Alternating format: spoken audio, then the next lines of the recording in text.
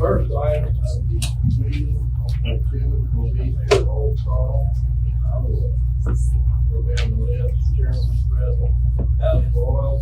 Present. Jimmy Reed Evans. Present. Alvin Johnson. Present. Ken Jordan. Present. Barry Black. Here. Andy Payne. Joe Levin. Here. Tommy Oates. Here. Joe Osteen. Keith Staggs. Here. Benjamin Turner. Here. And Dr. Vermadal is not with us today, and I don't know if everybody has gotten the word, but Dr. Vermadal lost his 47-year-old son, who is a medical doctor in Dalhart. Very, very tragic, and so we want to keep him in our prayers and our thoughts. Okay, do I have a motion to approve an excused absence of the commissioner? Now, and I'll editorialize just a little bit here. I think there are a lot of things that we miss meetings and we don't have a valid reason, but I think the death of a family member is certainly one. And would anyone care to make a motion that we excuse Commissioner Vermadal? So moved. Okay, we have a motion and a second. Is there any discussion? All in favor of the motion signify by saying aye. Aye. All opposed by no. The motion passes unanimously. The next item of agenda will be approval of the minutes of the 415th meeting. Mr. Chairman, I move that we approve the minutes of the board. We have a motion and a second to approve the minutes of the meeting. Any discussion or questions? All in favor of the motion, please signify by saying aye. Aye. Opposed by no. The motion passes unanimously. Next item on the agenda will be a report of the executive director. We'll call on Dr. Andy Schwartz.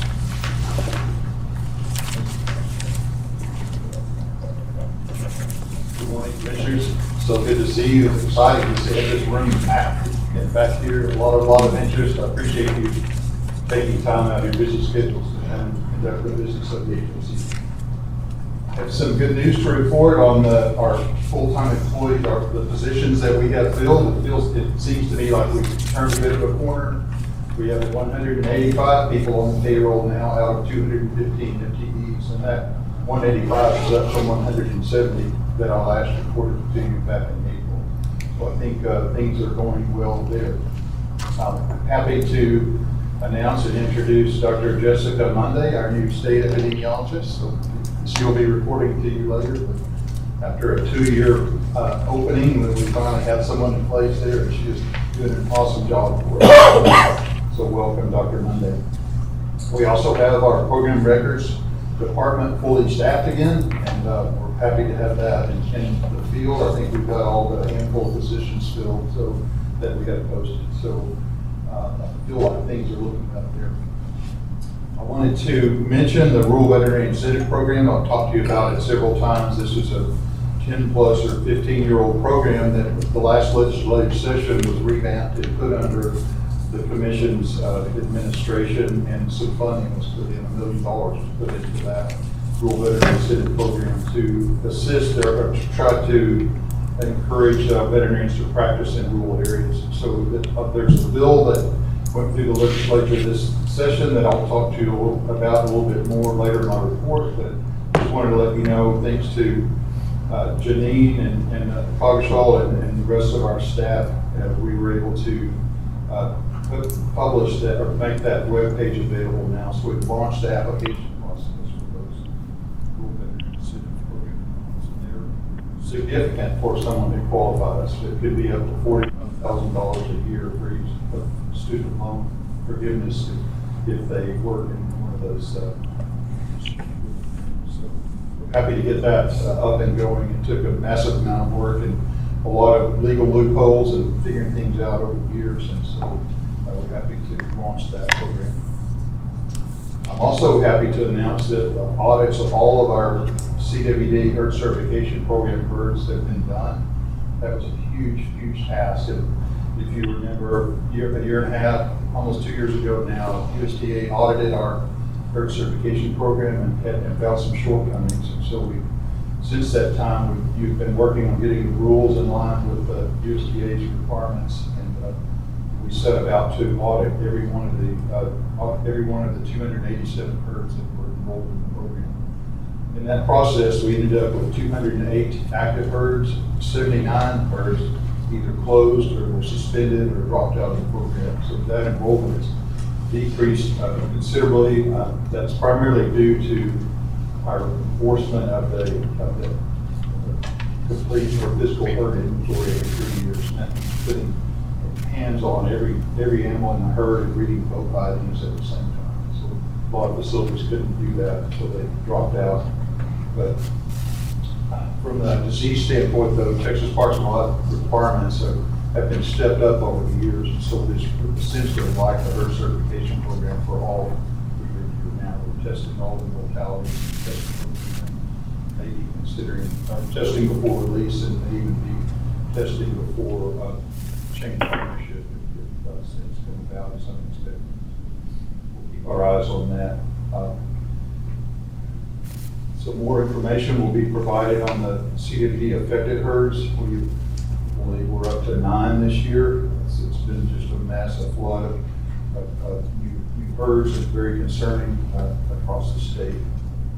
So Dr. Monday will provide details on those cases, but just I want to make you aware that a number of landowners and associations and all are concerned about chronic wasting disease in the state, and impact on wildlife and impact on livestock, the elk stock and red deer that we regulate. So letters have been written from associations and individuals to primarily to Parks and Wildlife Department, and we're mentioning those as well. And overall, the public, it seems, would like to see, landowners would like to see more done related to chronic wasting disease and not this. But in all fairness, there are other letters written and even some from folks involved in those industries that would like to see less or the same in regard to CWD. So later on in the meeting today, you'll have the opportunity to adopt some changes that were proposed your last meeting, and that would stiffen the requirements for the exotics. It would mean testing all eligible mortalities, and it lowers the eligible age from 16 months to 12 months of age.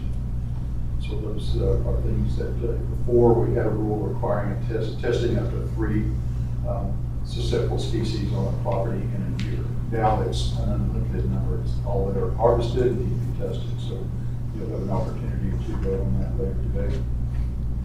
Also being proposed later today are containment and surveillance zone changes. So what we're basically doing is matching with input, our input and Parks and Wildlife Department input, we're matching our containment and surveillance zones with them. And there are 20 of them now across. It's a lot of different locations. So we felt like it'd be less confusing and we'd get better compliance if those zones matched each other between the agencies, as long as they're sound from a disease standpoint. So switching now to the next item on my report, the national update. I want to start with cattle fever ticks.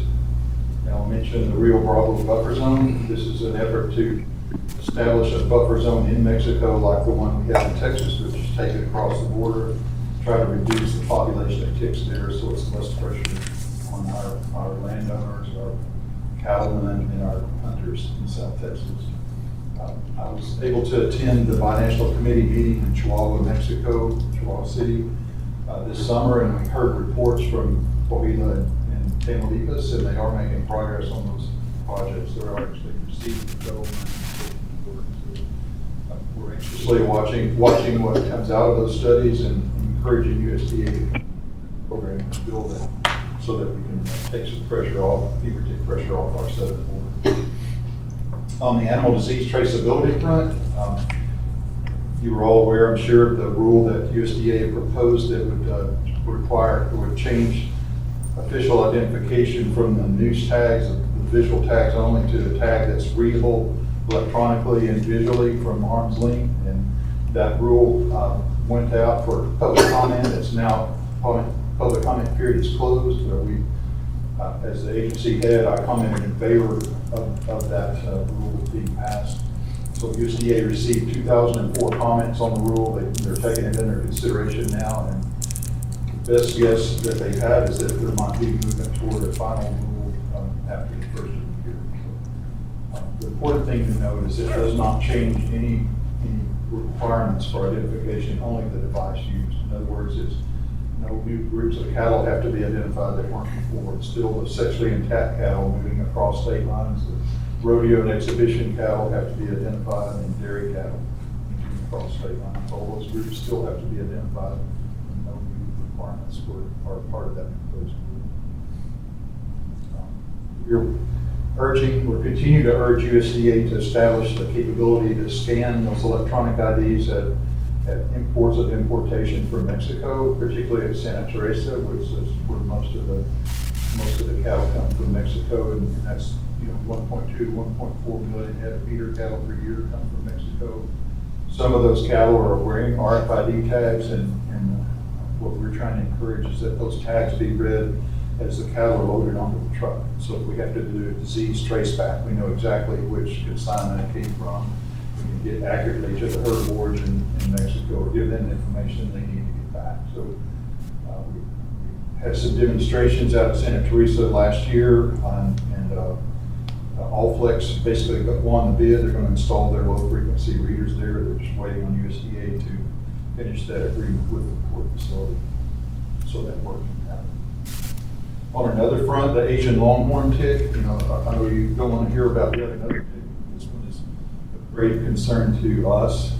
It's a relatively new introduction to the United States. It's probably been here 10 or 12 years now. It's in at least 14 states up in the Northeast, and it seems to be moving south and west. And the interesting factor about this tick is it's very prolific. It can repopulate or make a new generation without even having a male. It can overwinter, and it's a free host tick, meaning birds and small mammals, and its life cycle would be very difficult to eradicate. The concerning thing is what diseases it can carry. So the biggest question in our mind is, could it carry bovine babesiosis? That's the disease we're battling the cattle fever tick. We asked for some research on that, and they're actually doing it up in Pullman, Washington, at the ALS lab there. But so far, the preliminary information is that tick does not transmit bovine babesiosis. So we hope that's the case. Otherwise, if we ever get those ticks, we've lost the battle against babesiosis. So the concerning thing, though, is it carries other diseases. There's another babesia called Theileria orientalis that causes pathology in cattle, respiratory issues and abortions, and they're seeing that in one of the states. And we even got a request to send some cattle from Tennessee to a feed yard in Texas that came from a herd with Theileria orientalis. And we said, asked Dr. Monday to help me assess that situation. She said, no, you don't want that in your state, because it could be transmitted from animal to animal with needles, like if you're giving injections to multiple animals and all. Although we don't have the Asian longhorn tick here, I don't think we want that disease to even take a chance. Moving on, bovine brucellosis. As you recall, the last meeting, you adopted rules that lifted the post-entry test requirement, and I think that was a good move. I've recommended that change. However, since that time, Wyoming has a beef cattle herd that's just outside their designated surveillance area that's been diagnosed with brucellosis. And while it's outside their DSA, it has ties to the DSA, so cattle went in and out of that zone. So we will be monitoring that going forward. Many of you remember Dr. Hallie Hazel. She was in the position that John Canso is now, the cattle fever tick eradication program director. She's the Wyoming state veterinarian, so now she gets to deal with brucellosis in Wyoming. So we've got our eyes on that. But so far, the change in the rule, I think, was wise. Moving on to bovine tuberculosis, we do have 2 affected herds in the state. One dairy that is undergoing what we hope to be its last removal test, and if it is negative on this 11th removal test, we'll be able to release the quarantine and go to annual assurance test after that. So it's been a long haul. Since we've had that dairy in the quarantine since 2018, and done test and removal here. That's the dairy with 3 different strains of TB that we know of, that likely 2 of them are coming from dairy employees. It's a single animal that was found with that strain. So we're happy that one will likely be lifted in a few months, and then the other dairy that we have a small portion, just a portion of the dairy operation that's mostly in Mexico. But at the international level, the USDA is downgrading the state of Nuevo Leon, downgrading their TD program from level 4 to level 5. What that means is cattle cannot be exported out of Nuevo Leon to the U.S. That basically means they're doing so poorly with their TB eradication program that the U.S. won't accept their cattle. So that would have some impact on the flow of cattle into the state, but we hope that this move will encourage Nuevo Leon to step up their program. Another Mexican state, Sonora, has now recognized as bovine brucellosis free or cattle brucellosis free. And to my knowledge, that's the first state in Mexico that achieved that status. The impact it has on us is dealing with feeder cattle. So with having brucellosis freedom, Mexico's the Sonora cattlemen are allowed to ship sexually intact cattle to the U.S. without a brucellosis test. We're coming from a free state to a free country. The problem is we have rules on the books that deal with sexually intact feeder cattle. Our rules say that those cattle have to go to the quarantine feed yard or be TB tested or go directly to slaughter. So here we've got Sonora's wanting to send us sexually intact feeder cattle and not have us follow up with the test. And I'm not inclined to back off on that. I'm asking you to waive. I don't want to waive that rule, and I'm not asking you to change the rule. I think we need to hold our ground. That Sonora is really close to getting TB free. Basically, they're scheduled to have a review next year. The USDA assures us that they likely will be recognized as free, and at that time, then the issue goes away with these sexually intact feeder cattle. I just want to mention that in case you hear anything or get some pressure from folks, just let me know.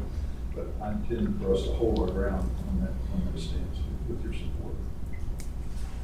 Moving on to the item C in my report, the legislative session. Overall, this was a great session for us. And I really appreciate the work that our staff has done.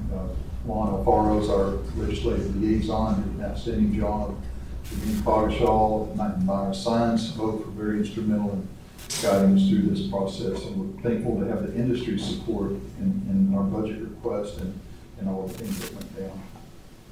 So I've said before, the legislature is giving all state employees a 5% raise this year and a 5% next year. So that did pass. That whole spending bill passed. So that is happening now. But as of July 1, a calculation was made on everyone's salary and September paycheck. For this month, they'll be receiving 5% more, and the same will happen next year. Moving on to an exceptional item from the last session, House Bill 2 in the 87th session was for exceptional items for some trucks, some agency vehicles, and money to pay for our computer system, our TextCore database. So the legislature just basically made that part of our baseline budget, so we didn't have to ask for it again. So it's part of our budget going forward. That was really good news. Maybe the one downside of the whole session is the fees that we raised as an agency. Before we were expected to raise $560,000, and that would go back to the state. Any excess of that we raised, we would get to keep and use for fuel for trucks or whatever we needed to use it for. That amount was raised from $560,000 to $860,000. So the comptroller's office said, "We think you can raise this money. We're raising your goal." So now we have to raise $860,000 before we get to keep any of that money. And we raise it through three means: the sale of health certificates, the inspections on the herd certification program, the deer herds, and on fowl registration program. So those three avenues are our only income. So we'll have to wait and see how things develop. If we need to raise a fee there, we may have to consider that to regain some of that $300,000 raise $300,000 cost that they put on us. So, we'll see going forward, and we'll come to you if it looks like we need to make that change. Another exceptional item request was for staff raises in 2024 and 25, and since the state's giving a statewide raise, we're able to pull that down and just go with the bigger picture there. We did request raises for livestock inspectors and administrative assistants.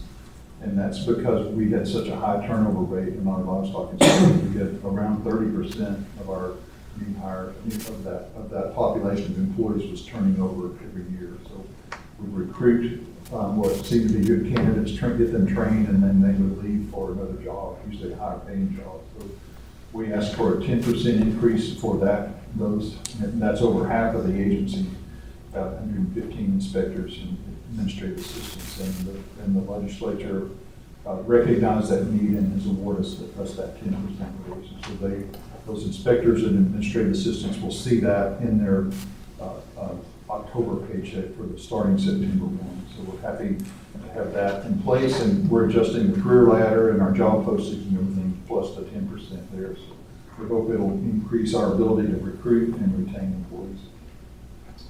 Regarding the executive director salary, you had recommended an amount at the meeting back in November. The process was to take that to the legislative budget board and the comptroller and the governor's office and get their approval for your recommendation. So we got 2 of the 3 approvals, but the governor's office recommended that we withdraw that request for the salary increase and see what the legislature did. So the legislature did come back with a salary increase. It's less than what you recommended, but it was still a 20% raise over what this position was. And they lumped all the executive directors that were asking for a pay increase together and made the decision that way. We're pleased to gain some ground there with the salary for this position. Another pot of money some money that we were awarded was to help pay the bill at TDMDL. Our testing costs there that were higher than anticipated. We had $350,000 per year coming to us to pay that bill, but it's higher than that. We asked for another $150,000 annually, and that will be part of our budget going forward. So we'll get $500,000 a year to pay TDMDL for brucellosis and pseudorabies testing and some EIA testing as well. And the good news there is that in addition to getting that funding, we also have, I won't call it a blank check, but it's almost that. So if we get a disease outbreak, like a big brucellosis outbreak, where we're having to send tens of thousands or even hundreds of thousands of samples to the lab, and our lab bill goes above our current amount, then the state will just pick it up, we'll just cover it. So we don't have to worry about going in the red of the diagnostic lab. So that's good to have that safety net there. Another item was the CDI Central or online permitting. This was the database to some software that we have procured, and we want to make our permit, state entry permits available online to a veterinarian individual sending livestock to Texas 24/7, basically. So they be able to go online with that permit. The exception to that will be poultry permits and service permits that we need to talk to the individual, get some more information on before we can allow entry. So, moving on, another amount of money was for to be able to contract with law enforcement, DPS and other local law enforcement for that backup when we do our roadside stops. We had a problem with a lot of vehicles, livestock vehicles just driving by our signs and not stopping. So now we have, we're more and more frequently have a DPS trooper there with us.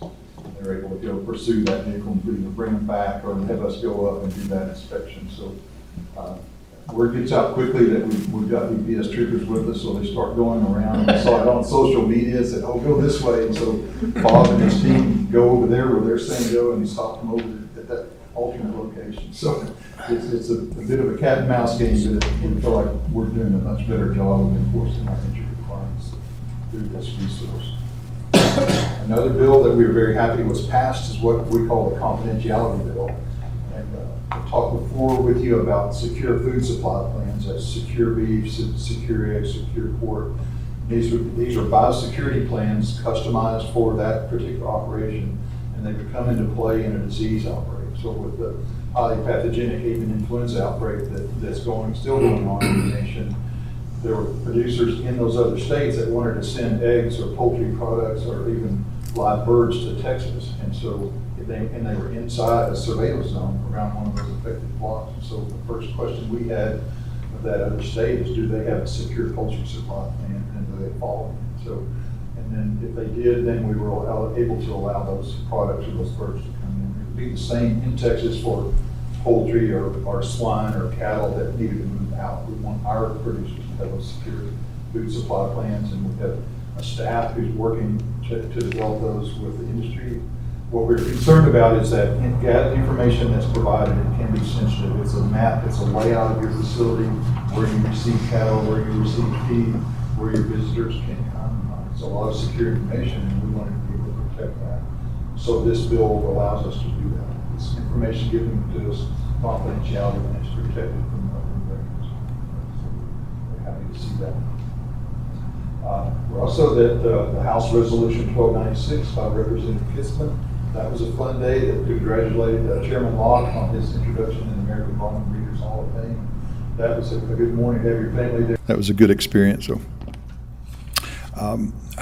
the last, no, I guess next to last rider I wanted to mention, am I not speaking loud enough? I hear it changed. Can you hear me okay? Okay. Is a rider for some additional positions and the money to equip those positions for enforcement of our entry requirements. So I talked earlier about enforcing those requirements. The Texas Department of Agriculture had put forth an exceptional item request. People to build 5 permanent inspection stations at key locations around the state, and then to staff those to check for plant and other plant diseases and plant import requirements that they enforce. And we were asked to join in that effort by Senator Nichols. So in the end, that the funding was not approved to build those facilities, but we did get some money for 10 additional positions for a lot of these enforcement personnel, the trucks and the computers and all that go with that. So we'll be looking at posting and hiring those 10 positions come September 1. Moving on, the cattle fever tick treatment fuel trial. I think I've mentioned before about using long range or prenamectin to treat cattle. And through a study that Dr. Ellis and Dr. Baca did a couple of years ago, we feel like that a series of injections with that product can give us about 100 days of a treatment window that would be that much of a gap before cattle have to be out. So we need to get some more information before we use that product on those cattle. So this $316,000 that Senator Perry put forth in the legislature passed will fund a 2-year study to carry out that project. So I'm really proud of what our agency is doing here. This is the one place where we're allowed to do research with the cattle fever tick program. So with this project, we needed cattle. So we got a local cattleman to provide that. We needed land and we could study on it. We got U.S. Fish and Wildlife Services to agree to us that our cattle on their land. We needed the product. So Barrington Eagle-Line was donating the product for us to use. We needed testing on the animals and on the tissue to determine that we're achieving therapeutic levels, and we're working with TVMDL to do that. And we needed an IACUC, an animal use protocol, approved before we could do that research. And we reached out to ARS, Agriculture Research Service,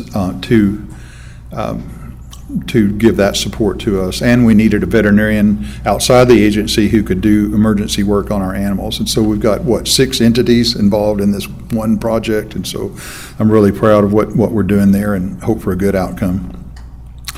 And wrapping up my report, I'll mention these waivers and variances. You'll see the list. There were 6 waivers requested. 4 of those I approved, and the trichomoniasis ones I approved were for situations where samples got to the lab and they didn't meet the requirements for an official test. And in all of these cases, it was involved a ranch or an individual just testing for their own purposes, and the veterinarian involved understood that they could not use those results officially. The diagnostic lab did not send them official results back, so we allowed those tests to be conducted. And with that, I will conclude my report. You can also see my out-of-office trips and meetings. And Mr. Chairman, Commissioners, I'll conclude my remarks and take any questions you might have. Dr. Schwartz, what is the closest state that's along those cities right now? Missouri. I'm sorry, Arkansas, I believe. Is that Arkansas? Do y'all feel that, the rules and regs in those states are stringent enough to possibly control the No. I think they're trying to, where they find it on a property, they're trying to eradicate it with some spraying and treatment of animals and all, but eradicating this tick makes, the cattle fever tick look like a walk in the park, because it's a 3-host tick instead of a 1-host tick, and like I said, it overwinters, it's very prolific, and it actually, you see cattle losses just from the tick load if it's left untreated. So there's the difficulty, Commissioner Leathers, is that it can spread on small mammals too. So dogs can bring it, birds can bring it, so that it would be difficult to try to keep it out of a state or to try to keep it from spreading, so. I guess my question is then, we need to be looking proactively at whatever we need to do, because eventually it's probably going to get, so we need to be proactive in getting the game, and we may want to be. Yeah. We've not approached you as a commission about rules that would entry requirements that would help protect us against. I think what we could do as a commission is to have a requirement for inspection or maybe even treatment of animals, livestock coming to the state, but we're going to be very unpopular if we do that because I don't know of any other state that's doing that now. Doesn't mean we can't. I'm just saying that would be difficult. So just to back that up, about 3 years, we had a horse came from the Northeast, Pennsylvania, I believe, through the trader channels and got to a facility on the Texas border for export to Mexico, and those inspectors there said they found an Asian longhorn tick on that horse. So Mexico then put into place a treatment requirement for all of our livestock going to Mexico. So a treatment to kill ticks. So we'd have to do something like that, for livestock coming in from other states. I think it would lessen the chances we're going to get the tick, or slow it down at least. But if it can move on a dog, a pet, or something, then I don't see us getting into that where we require, movement restrictions on those pet companion animals either, or we have no control over the birds flying, spreading it that way either. So. It's not a hopeless battle, but it would be a difficult battle to try to do something. And I'd look for advice from you. I mean, I've heard at TSCRA meeting, the summer meeting in Marfa, that one of the members said, "What are you guys doing? You need to keep this tick out of our state," but it would be tough. So. Thank you. Yes, ma'am. Commissioner Evans would like to express the same concerns that Commissioner Leathers has. So I would like that to be on the record. I would have concerns. I have the same concerns, and I would ask that we look at every avenue that we possibly have to prevent that tick from entering the state. And then secondly, at least have very stringent inspections. And the reason I have a concern is I believe that we need to protect our industry here in Texas. We're the #1 livestock industry in the United States, and I want to keep us in that position. And so I feel I have a concern that we need to make every effort that we can to protect the livestock in the state of Texas against this tick.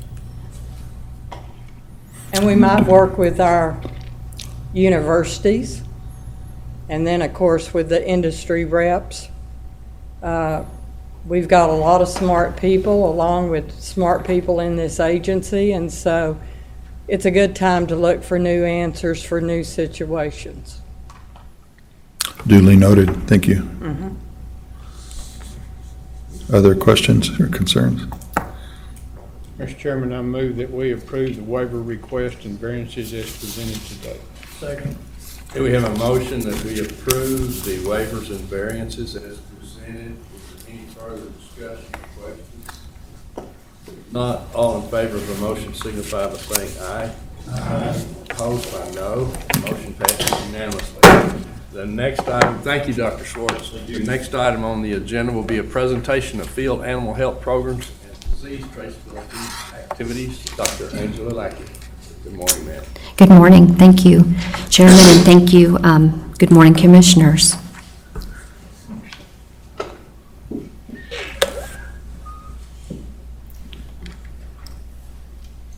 That's interesting.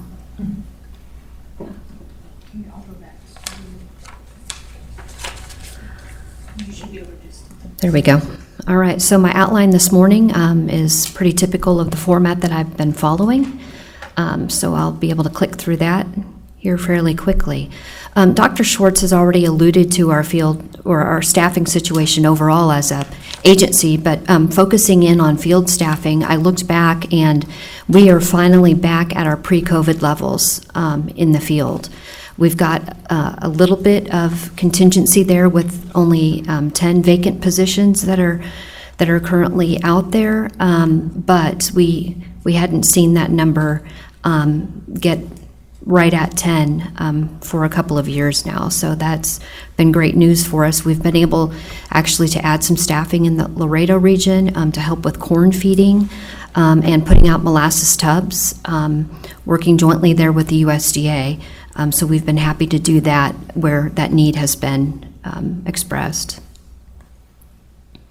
Moving into our inspections, what we really saw was a stabilization of our event inspections over the last several quarters, which was good to see. Moving into the feed yard and ranches, we really pushed to try to get our second quarter numbers.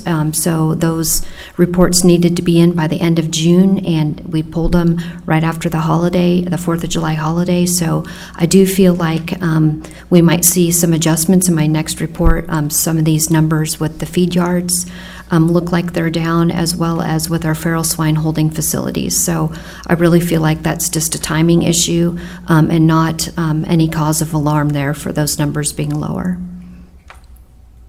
In our phallic inspections, I just want to point out the Laredo region had done an excellent job of whenever those inspectors had a little bit of downtime of getting out there and really looking for any poultry facilities that were unlicensed and needed to be inspected. And so they really raised up to the challenge in that area that second quarter, almost doubling what their numbers had been.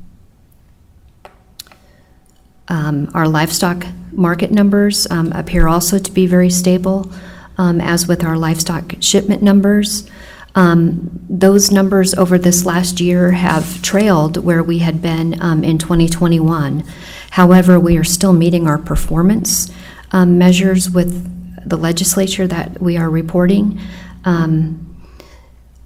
In the first quarter and second quarter, we were leading above where we needed to be. Actually, starting back at the fourth quarter of last year, just the way that the legislature reports those numbers, we were doing very good with the fourth quarter numbers. The first quarter numbers came in fairly strong, and then we're seeing it taper off for the second quarter. But if you average together all of those 3 quarters, we're still right at where our performance measure is at this time. And with swine surveys, we really saw the number of surveys drop off, and I think that can be explained in our next slide here with the swine first point testing. Look at that number of swine sold. It's really bottomed out, as well as the number of sows and boars that are being sold. So I think that helps explain that number, and it also explains how we're at 99% tested, just because those numbers are so low right now. Slaughter plants, everything was looking within reason in that area. And with our certified trick facilities, those numbers remained fairly unchanged. And again, I think this number on waste feeder might be slightly underreported. Our Giddings region looked like that number is lower than it needs to be, so I think that was just a timing of our inspections. So are there any questions on inspections before I move into some of the other departments? Okay, we have a couple of our emergency management folks in the audience today. Holly, our director, as well as Sarah, our new planner. So I'm happy to report just a lot of activity that unfortunately has happened, but we've been a part of. So first, the dairy explosion that was in Castro County. We were there and provided some assistance with animal triage. Dr. Monday, before she even officially joined our team, was there, and then provided some assistance in getting the dairy talking to the proper people with the carcass disposal.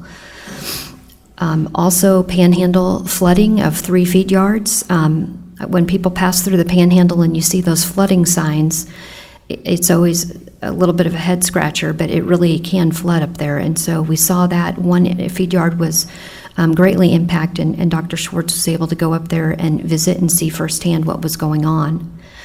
Additionally, the tornado damage that was in Perryton, as well as Matador, and Northeast Texas power outages.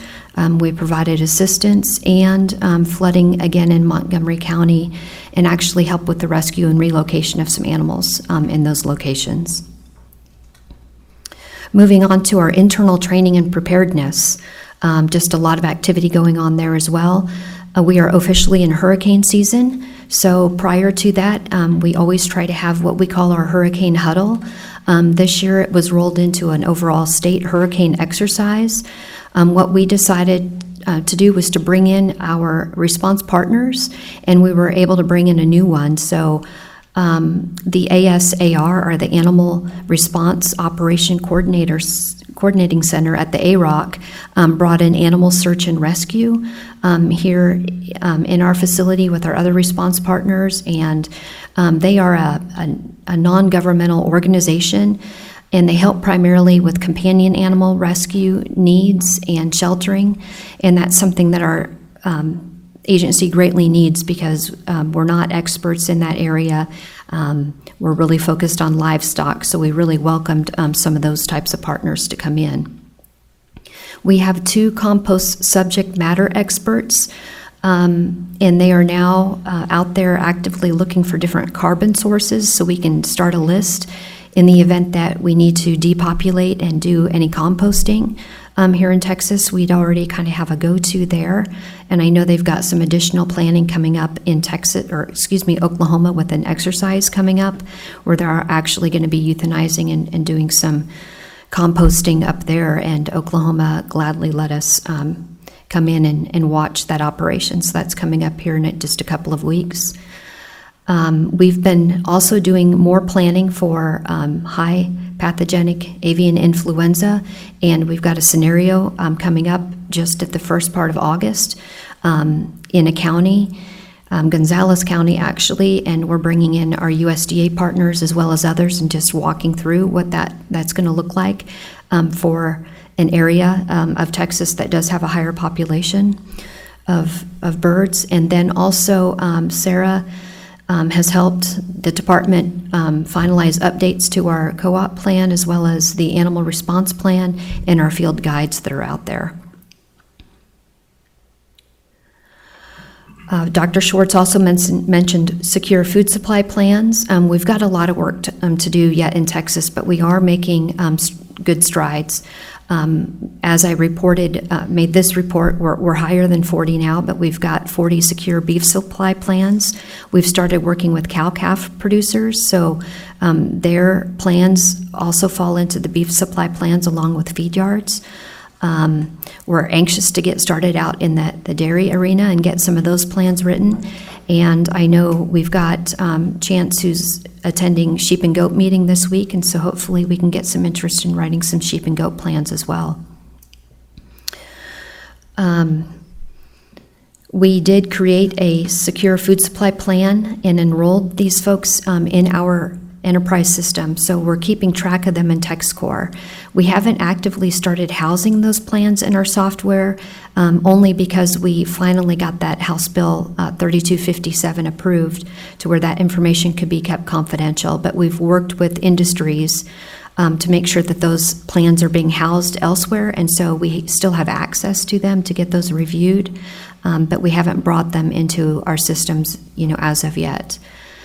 And also, Chance has been working with other states, so they have a bi-monthly meeting set up with other food secure plan coordinators, and they're helping establish some of the standards and consistency between the states there.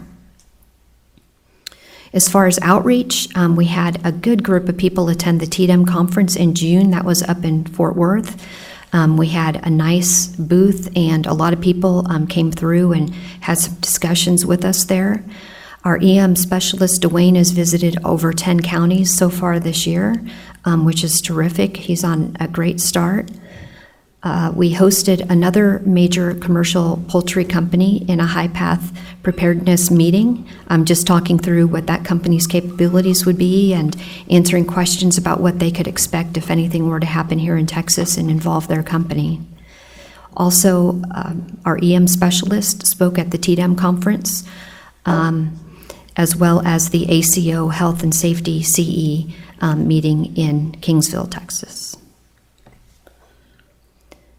As far as our federal level participation, Holly, our director, and Dwayne, our EM specialist, attended the regional Ruckus meeting, and that was in Charlottesville, North Carolina. The multi-state partnership was there meeting, and so they attended those meetings, as well as the Southern Agriculture and Animal Disaster Response Alliance. So they were there sharing ideas and collaborating on future projects with these other member states. So we were happy to have their representation there.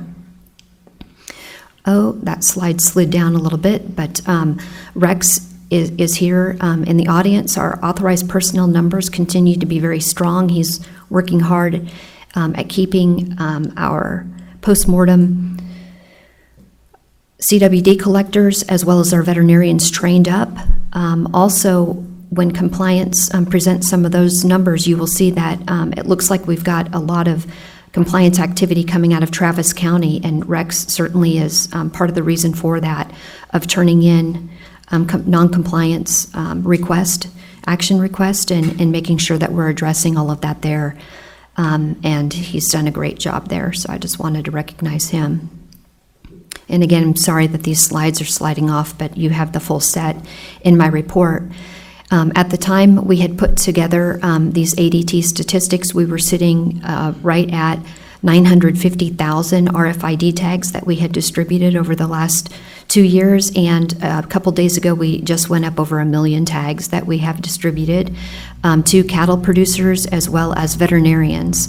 That was a project that the USDA put out and provided us with no-cost tags, wanting to get more tags in cattle, breeding cattle here in the United States. So I feel like Texas has really done our job of giving away those tags that we have received. And along with that, it's not just enough to be able to give out those RFID tags, but there's training that goes along with it.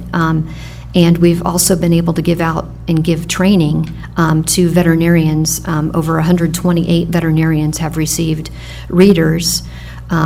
We have singled out veterinarians that are doing a lot of cattle work and could benefit from having an RFID reader, and our specialist, Matt, has gone up there and done a lot of training with those veterinarians so that they understand how to download that information, get it into usable format so that their USDA test records can be easily populated in the existing software. So this would replace a lot of handwriting and manual reading of tags. So we're really excited to see that technology getting used. And that concludes my report. May I take any questions? Doctor, thank you. Give me help me, educate me a little bit, give me a 30,000 view of carbon sourcing. What that involves. Thank you for that question, Mr. Leathers. So carbon sourcing, if we were to go into a large-scale facility and we needed to depopulate, and was maybe here in the hill country where we can't do deep burial, composting has become very popular. For example, out in North Carolina where their water table is so high.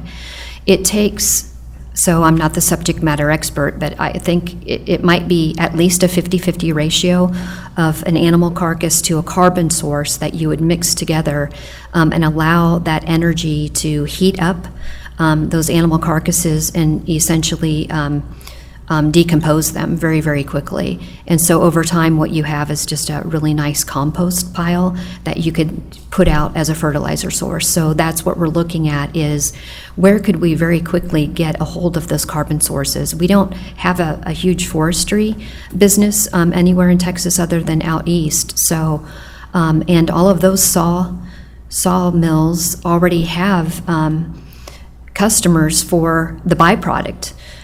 So for us to think we could just go over there and get some sawdust, that actually isn't really even available. And so what we've heard from other states that have done these exercises and other states that have had avian influenza is start early and try to identify where you might be able to get a hold of some really bad hay bales or other things like that to come in and help with that. Does that answer your question? Absolutely. Okay, thank you. Any other questions, Dr. Duggan? Thank you very much, Dr. Thank you. Duggan. The next item on the agenda would be a presentation of disease information and epidemiology activities. Dr. Jessie Mundy. Good morning, ma'am. Howdy. Thank you all. Let's see if I can figure out. All right, starting with our cattle programs, we have 46 ongoing tuberculosis traces. And so most of these are just the boots on the ground work is done, and we're working with USDA with their staffing issues and our previous staffing issues to get all the traces updated and closed out through the federal program.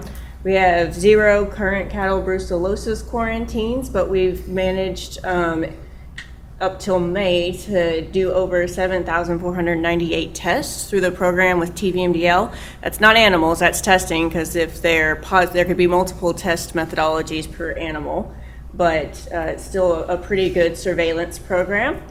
Working with TRIC, we had the TRIC working group meeting in late May. So we have the continued downward trends and detection numbers. I borrowed the graphic from Dr. Terry Hensley at TVMDL to show that with all the tests that we're doing, both culture and PCR, to identify these positive animals, we still continue to have a positive impact on surveillance and control of this disease. It's not an eradication program, but it does give us a good idea of how we can continue to continue that tail end and keep it as low as possible. And so after an animal is positive, we go and institute our investigations through our programs and test bulls that have been exposed that were detected through TVMDL's assisted surveillance programs.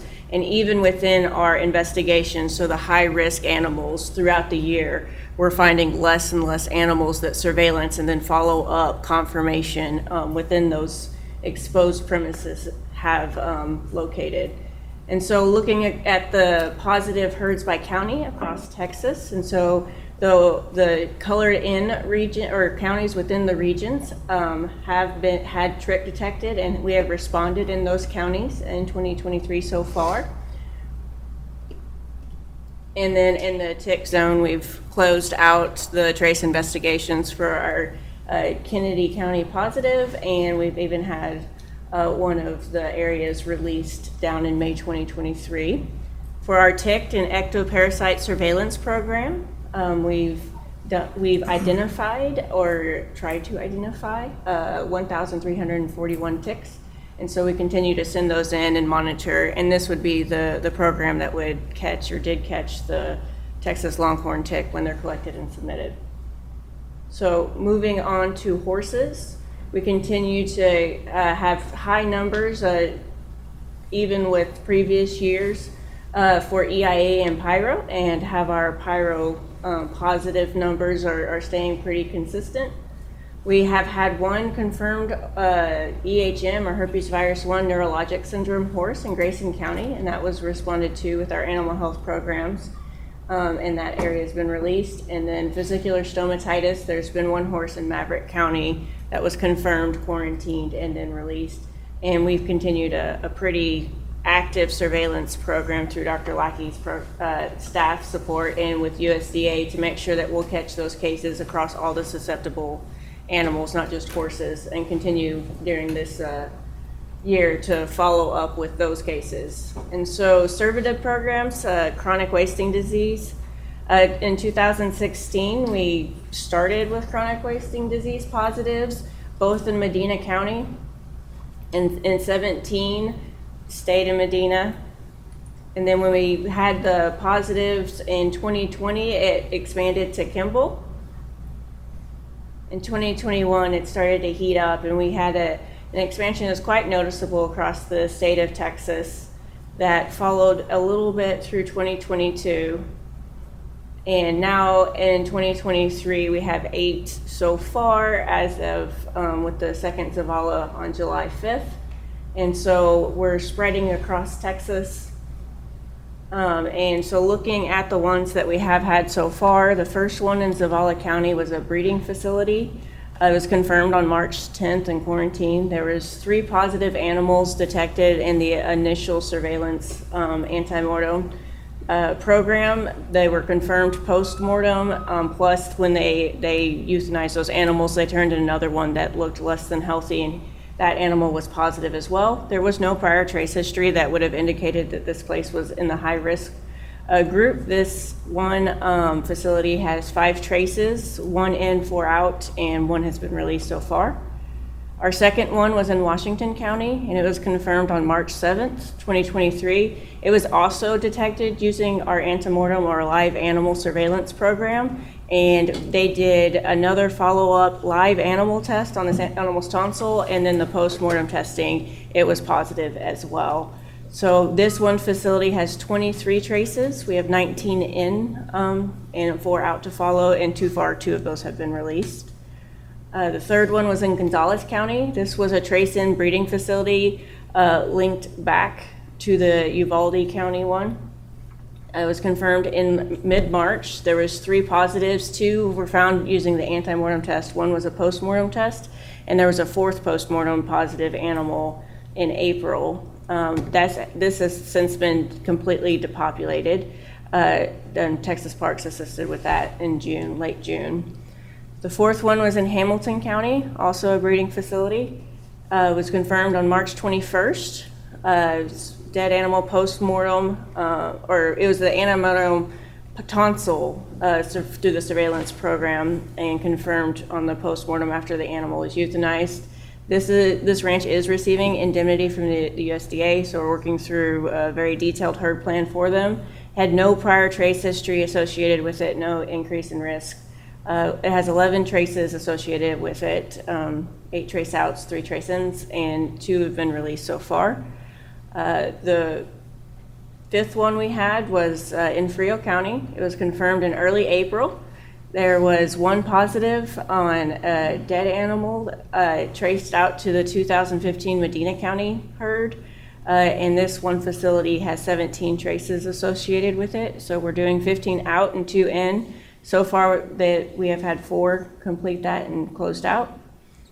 The 6th one was in Sutton County, also a breeding facility, confirmed in early May. So the antemortem surveillance program picked up the positive, and it was confirmed again after the animal was euthanized for follow-up testing. No prior trace history. It has 33 traces associated with it, 26 trace outs, and 7 trace ins. The second one in Zavala County was confirmed late June, June 29. It was 1 positive on a post-mortem dead animal. No prior trace history. It has 33 traces, 25 out and 8 in, and we're still working through that one. The second one in Frio County is also a breeding facility. We don't have confirmation from the federal lab yet, but the suspect was June 28th. 1 positive detection via our postmortem sampling on animals that passed away within the facility. It is a previous trace out facility, so this one facility has been indicated as a risk through the Matina, Hunt, and Uvalde County positives that we'd already worked through. There's 84 traces associated with this facility.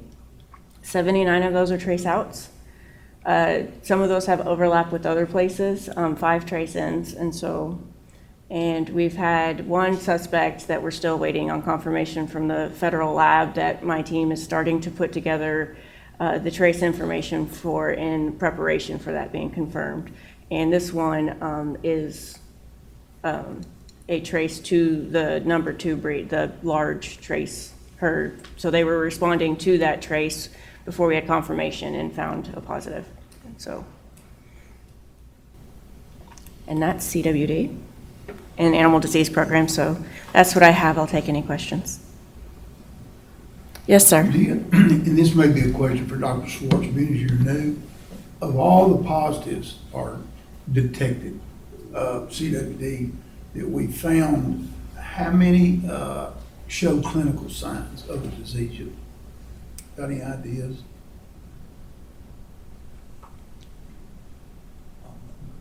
Typically, the disease is detected in the antemortem before any clinical signs are shown. I don't have this. Bottom line is I don't have that answer for you, but I would have to believe in one of the herds that's been established to be positive for about 2 years now. It's approaching about 12% of the herd has been lost, and tested positive. So, it's not EHD season and all, so I've got to believe that some of those deaths are likely due to the disease, but we're not boots on the ground there to see it. I'm just wondering, we're doing a lot of testing and everything, and we're killing a lot of 2-year-old deer. And I'm just wondering how many, if any, of those deer show clinical signs of the disease, to kill them, is it 1 or 2, or is it 60%, or, Right. Question. Yeah, so Commissioner Oates, we're just not seeing those clinical signs yet because this test is detecting it early before it has a chance to develop. But there are, a growing list of deer, mule deer primarily in West Texas, that road kills or whatever that Dr. Waldrop, Ken Waldrop is sampling there, and or they've caught on somebody's, their camera, their front door, or something like that, a deer with very, very definite clinical signs. A number of those that have either died or been subsequently euthanized and tested positive. So it's a real disease out there. Oh, yeah. Very quick. Yeah. Any other questions? Thank you very much, Dr. Mundy.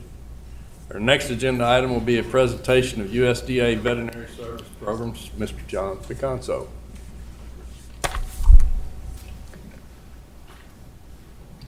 Good morning. Good morning, Commission. Thanks for having me. I'd like to share a couple of segments on behalf of Veterinary Services with the USDA. I'm going to start first with the Texas report. This is the Veterinary Services activities across the state of Texas.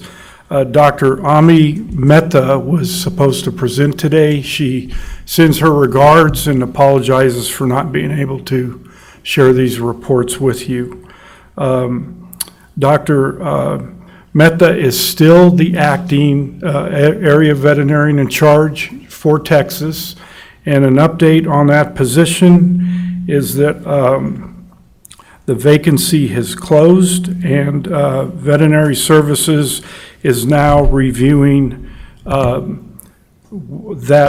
list of candidates, and the Dr. Mike Pruitt, the district director for this region of the U.S., will be forming an interview selection and panel pretty quickly. So thanks for your patience. I know it's difficult, as we heard, staffing some of our vacancies. Just to let you know, on the AVIC position to be filled, there's no further plans for this fiscal year, and our fiscal year runs October 1st through September 30th, to fill any vacant positions. You're going to hear in just a moment that the funding levels are fairly tight for FY24 and most likely in FY25 25 as well.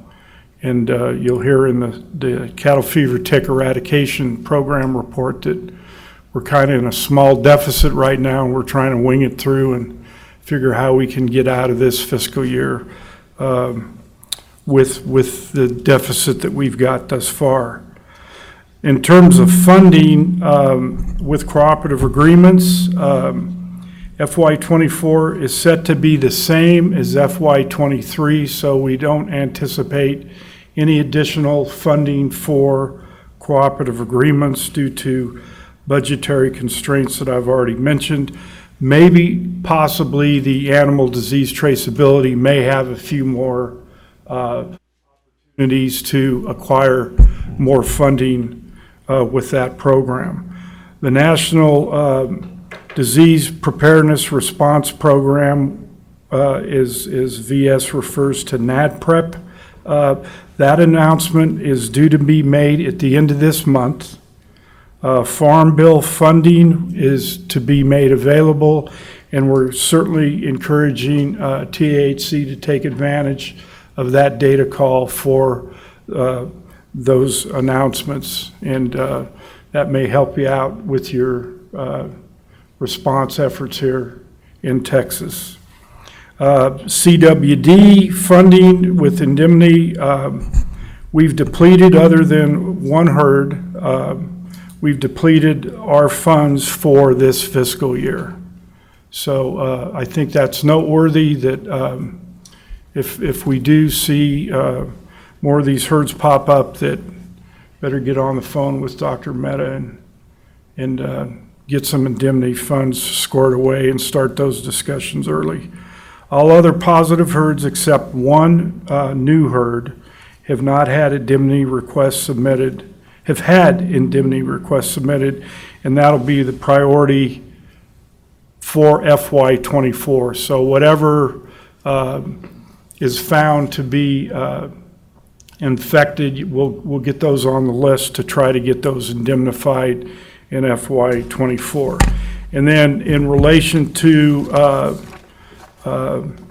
major program disease updates, pending no changes, High Path, as Dr. Swartz had mentioned, it's kind of fairly quiet. As you know, we were faced with the largest animal disease response in the U.S. history with the U.S. Department of Agriculture. Well over $1 billion, and we had resources, both state, federal, and others, spread all over this country for many, many months on end. And it took quite the effort to get this virus under control. Quarantine is able to be released at this point, and this is for Texas. Final situation report will be completed, and Texas should be declared free at this point. The VSV, the vesicular stomatitis virus case that was confirmed back in June on the 15th, the quarantine was released on the 27th after no other findings on the premises. FAD investigations, foreign animal disease investigations continue statewide on suspect cases, with samples being sent to either our diagnostic lab there at Plum Island or our National Veterinary Services lab in Ames, Iowa. Currently, no other confirmed cases for vesicular stomatitis virus at this time. So that wraps up the activities within the state of Texas with veterinary services. And just some quick remarks on the cattle fever tick eradication program. I know y'all are interested in staffing numbers. We sit at about 91 staff. We've moved our administrative duties over to centralized administrative staff, so those folks are no longer on our payroll. And as we all know with centralized services, sometimes it can be a challenging effort to get your work done when you need to get it done. In terms of funding, FY23, this year it was tight. We did manage to cover all of our treatments that we use out in the field, both in collaboration with Texas Animal Health Commission and then all the southern border ports. We do provide those products for those cattle when they come across.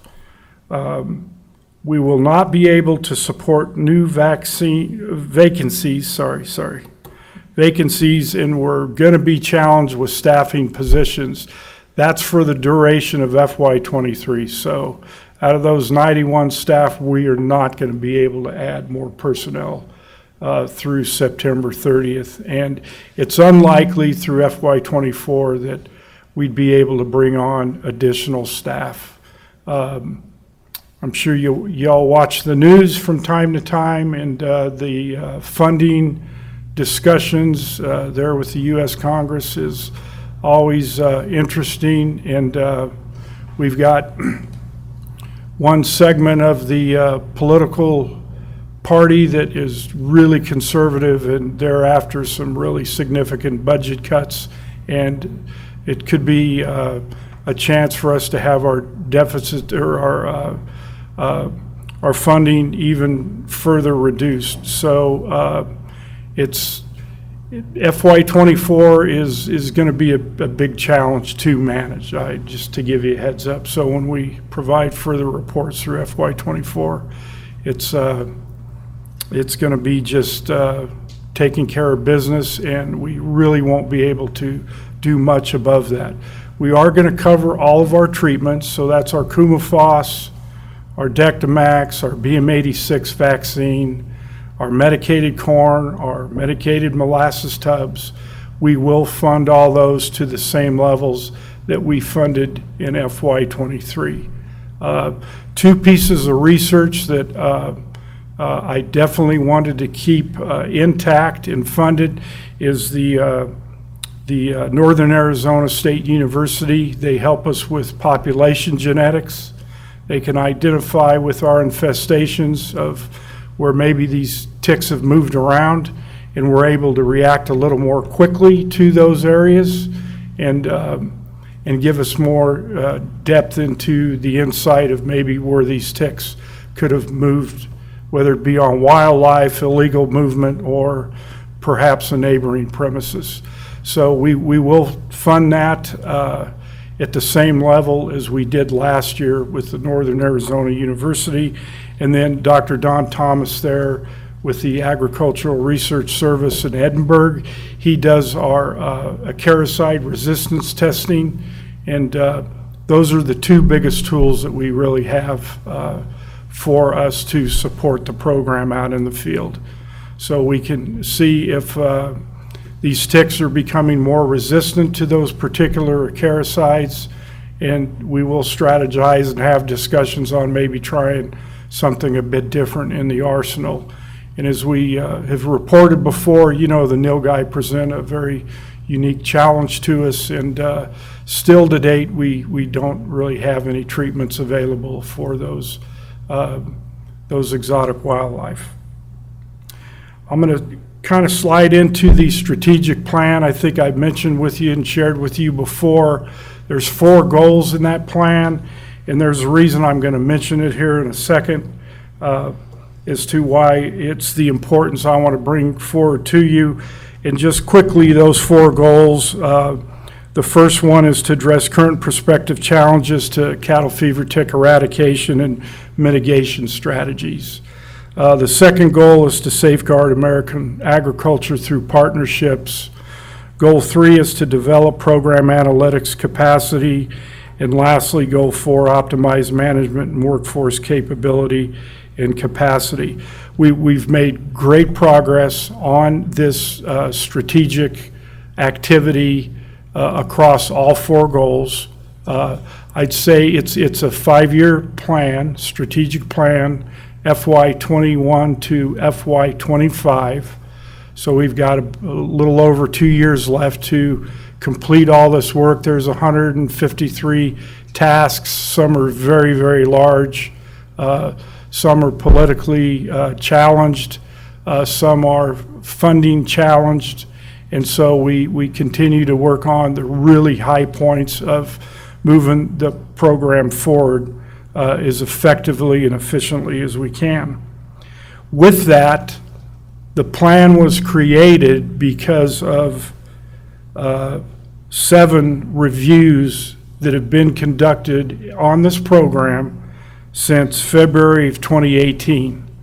So from February 2018 to June 2021, there have been 7 assessments conducted around this program there in South Texas.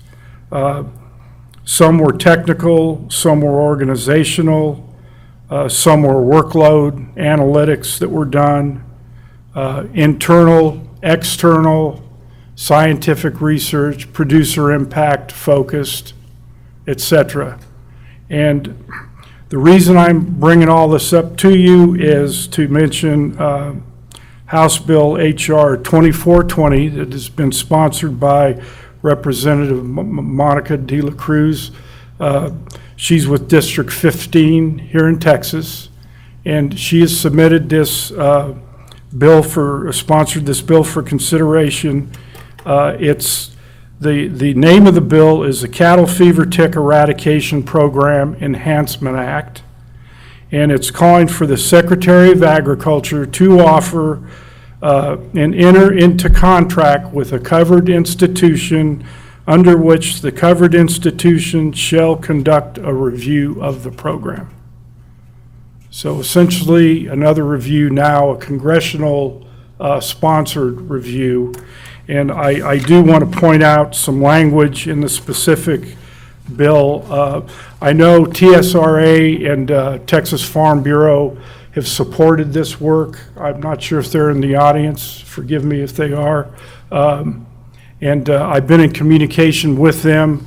I've not gotten an update. I think they're going to hold some meetings with Representative De La Cruz and give me a call back and let me know how that discussion went. But the language specified in this proposal is to include an evaluation of the effectiveness of the program with respect to preventing and reducing the spread of tick-borne illnesses in cattle. With respect to cattle producers, the benefits of the program and the burden of compliance with the program. The treatment protocols developed and implemented under the program, and the federal and state funds allocated to support the program for the most recent fiscal year, including the funds allocated to each research project associated with the program. So as it makes its way through Congress, this sponsored bill will certainly keep you updated. Just to give you a heads up, we'll have to get all folks on deck for potentially another review. I'm understanding it's been well supported. Senator Cornyn's staff, senator here from Texas, has reached out to some researchers already, and there is a complementary bill that will be introduced in the Senate, and I think it's exactly this bill that was there in the House. So when it comes to reconciliation of the two bills, should they be passed, looks like we'll have another review to participate in. So that's the end of the veterinary services report for both Texas and the Cattle Fever Tick Eradication Program, Mr. Chairman. Any questions? I would like to, I'm sorry. Oh, go ahead, Doctor. I would like to take an opportunity. I mean, y'all have been extremely good partners with fever tick eradication, but I just want to bring it up one more time about the Asian longhorn tick. Mm-hmm. We tend, because of time constraints, blueprints, red tape, bureaucracy, and money, we tend to be reactive instead of proactive. And I just encourage the USDA to be proactive, because once something happens, it takes too long to react. and we'll be in another full-blown tick, getting it from both directions. Instead of south, it'll be coming from the northeast and the east. So I'm just, Yes, sir. I've made that note. I also made a note, we have an entomologist, Dr. Denise Bonilla, that works with us very, very closely. Dr. Swartz has heard many presentations from her. She is the veterinary services entomologist for all ticks. And I know Dr. Bonilla has been over, I know in Puerto Rico, doing some tick research there on the island. And I made a note for her to present to Dr. Swartz and his team maybe a real current update on the status of the Asian longhorn tick. And then we can decide if we can get that either PowerPoint out to y'all or maybe have a call, I'm not sure. But I made a note to contact Denise, and I'll have her get something back to Dr. Swartz's team, and then he can maybe get that out to you all. But thank you, appreciate that. Yes? Commissioner Evans, Mm-hmm. should the Asian longhorn tick be added to this list along with the other ticks so that it moves forward along with this study, along with this process? Is there any way it can be added on there so we can be proactive instead of? Commissioner, Dr. Swartz here, may I ask for clarification? So you say add it to the list to be researched? for Yes, this sir. Project? Along with the other tick. Can it be added to this House Bill 2420?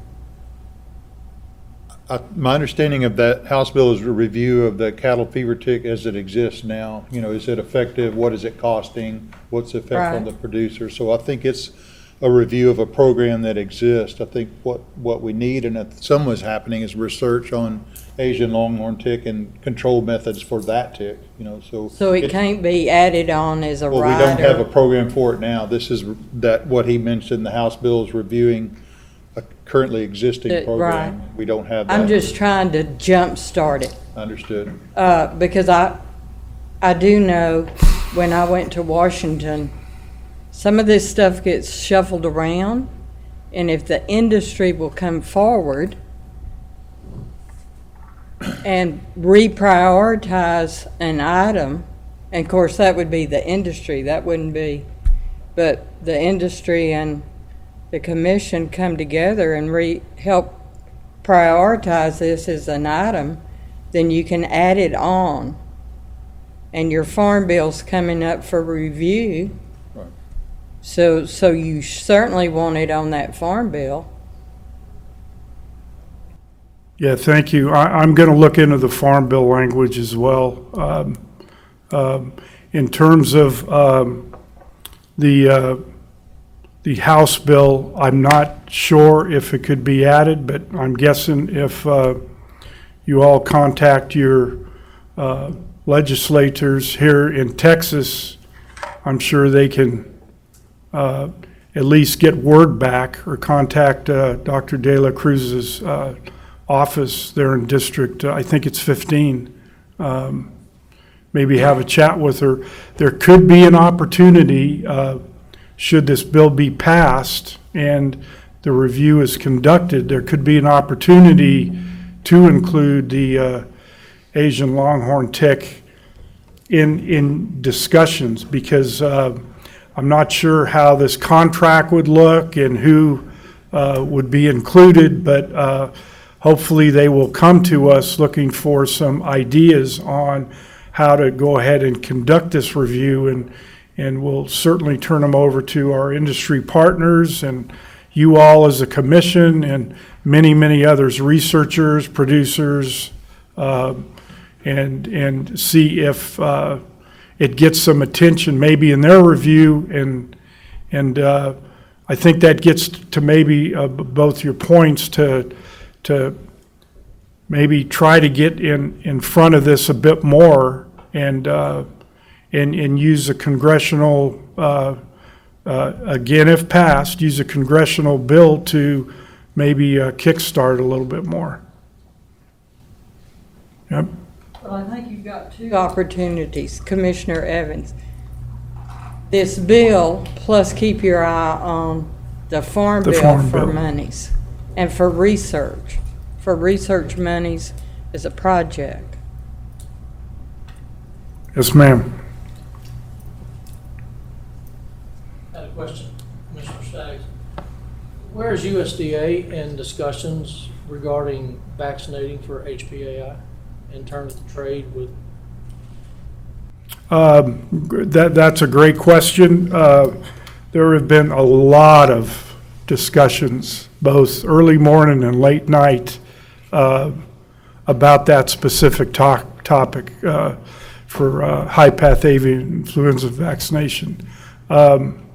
Initially, I believe, and this is coming from me, maybe not veterinary services opinion within the halls, I do think there was some trade concerns about having vaccinated poultry being moved around the world from the U.S. And I think there were some trade implications that came along with that, should a vaccination program be put in place. But I will tell you that there's been a lot of industry and stakeholder calls around vaccination for high-path AI. And thus far, there's been no decision made on it that I'm aware of. I do think it is still under consideration. And maybe, well, the disease is kind of quiet right now. We're not real sure what the fall is going to bring, right? It'll give us an opportunity to talk more about it and really get all the implications out on the table. Because I will tell you, it is a very, very difficult decision whether to vaccinate or not here in the United States. Really, really challenging decision. There's just so much movement around a yes or no that you just have to have many, many discussions, both with our international trade partners as well. I know they've been consulted on the topic. So what seems like it could be fairly easy yes or no, there's just a lot of weight around the whole topic of vaccination here in the U.S. So the short story is lots of discussions around vaccination.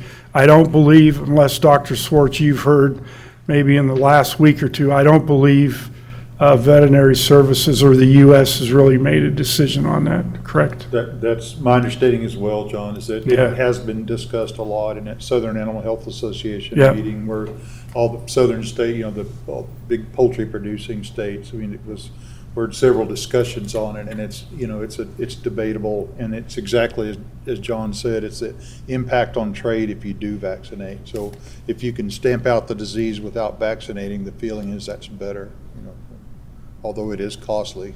But It's costly. Are we aware of what countries are currently vaccinating? Because there are some, correct? Yes, and I'm probably the wrong guy to ask. I know there's several. Curiosity question. Dr. Mundy, do you know? we could get back with you on that, Commissioner. I don't know, or. Yeah, I'm with Dr. Swartz. I know there's a few. I don't think it's a lot.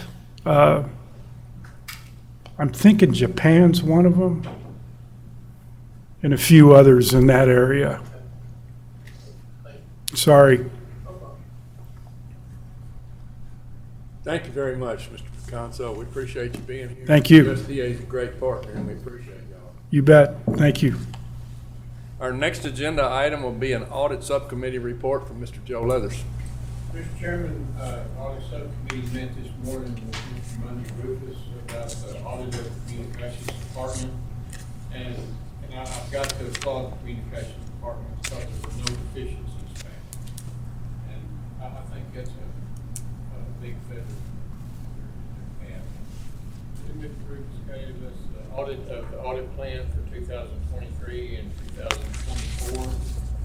His firm identified some areas that they could strengthen and improve on, and those are being looked at and implemented. That concludes the report. Mr. Chairman, I move that we approve the audit subcommittee report as discussed today. Second. Okay, we have a motion and second to approve the audit, the budget status report audit. Is there any further discussion, or are there any questions? If not, please signify by saying aye. Aye. All opposed by no. The motion passes unanimously. The next item on the agenda is a budget status report for fiscal year 2023. Mr. Joshua Splinter.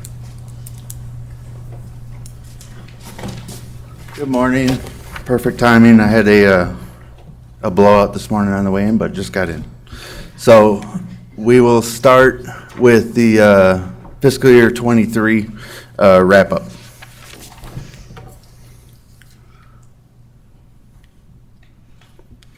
All right, so our revenue that we got for fiscal year 23, general revenue, 13.5 million. Capital vehicles, we had 150,000. Capital equipment, 200,000. Fee revenue, those are from our fees that we collect for file registration, health certificates. That was 731,329, so that's over what we estimated. Administrative penalties was 10,965.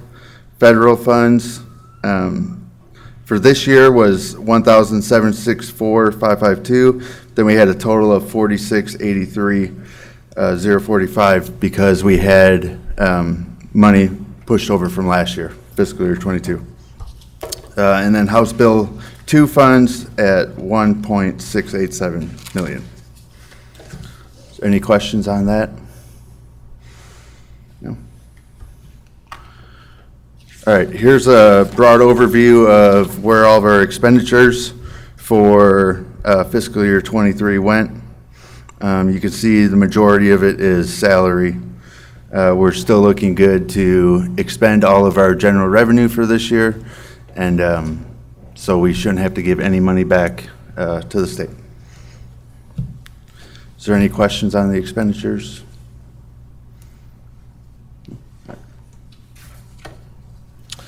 All right, federal cooperative. You'll see 21, 22, and 23 as we still have funds moving forward for cattle fever tick fence project. That was back in 21. However, we can still utilize that, and then the CWD. For 23, we had the U.S. swine health improvement plans for just under 10,000. CFT fence project was another 90,000. And then our ADT, UMB, and CFT that we get every year, you'll see there at the bottom. Any questions on federal funds? No? Okay, our fee revenue. We are projected each year to collect 585,102. You'll see once we get into the next biennium information, that number was raised by the legislative session, or during this last legislative session. So what that means for us, as you can see this year, our estimated was 585,102. We received 731 and 329. That excess money above the 585 is money that we get to use as an agency to spend, excess collected. Any questions on the fee revenue?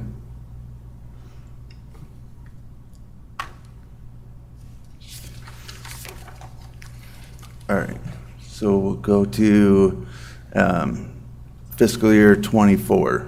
Josh, before, Yeah. let them finish up item 9. So,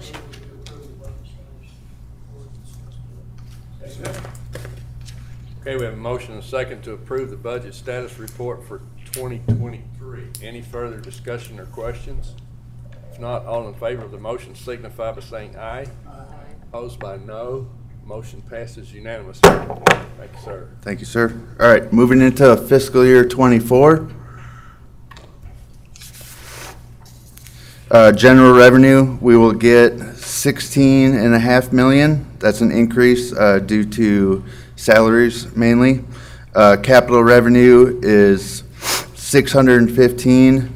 That's 200,000 for the vehicles, and then another 415,000 allocated directly to one of the riders that we got for additional 10 vehicles for those additional FTEs. You can see our fee revenue went up to 860,000. So how this is going to affect us is if we don't collect over that 860,000, we won't have that excess. So each year, the agency has been getting roughly 150,000 excess in fees that we won't have this upcoming year unless we were to raise the price of the health certificates and registration and all that. Federal funds will stay the same at 1.7, and SB 30 is 1.78. They rolled all of our vehicles into SB 32. So you can see on the right over there, total budgeted revenues is 21.67 million. It includes 1.78 for SB 30. That has 1.4 for the purchase of vehicles, 250 for the cattle fever tick, and then 150 for equipment.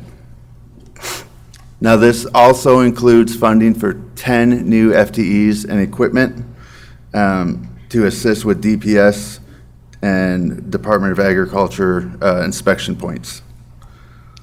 And then it includes funding for cattle fever tick mitigation clinical trials to evaluate the effectiveness of EPRA. I'll let y'all pronounce that. Yeah, there we go. Yes, ma'am. Could you elaborate on administrative penalties? I saw that there was $10,000 of penalty in the previous slide and zero here. Is that? Yes, ma'am. And actually, right? those are fees that we're collecting from our compliance department. And then, do you have any other on your legal side that collects it? Okay. My signs. So the FY23 had the 10,000 because they've been collected. This is for budgeted revenue for 2024, so nothing has been collected as of yet. We do not have a goal assigned to that, but once there are fees collected into that, they'll show up in that received revenue in 24. Yes, ma'am. And like I was saying, this is from the compliance department. Any other questions? No. Okay, so here's the fee revenue anticipated for this year, and like, again, you can see it's up to 860,000. Okay, so the legislative session just completed. Some of our budget impacts here at Animal Health Commission. We received funding for 10 additional FTEs in the compliance department. These positions will assist DPS and Department of Agriculture with inspection entry points. So this kind of came about with, we needed DPS support during our inspection points to turn vehicles around. Department of Agriculture needed the same, and so the legislature gave us 10 new positions and in hopes that we can work these inspection points together. Again, we received an increase in fee revenue to 860. The impact of this increase is unknown and could result in a loss of additional revenue. It's just going to be the loss of the additional collected fees that we're used to seeing each year. All right, and then we retained UB authority to move funds from 24 to 25, including funds distributed through Senate Bill 30 in the event all funds are not spent. And then we received additional funding for testing costs with TVMDL.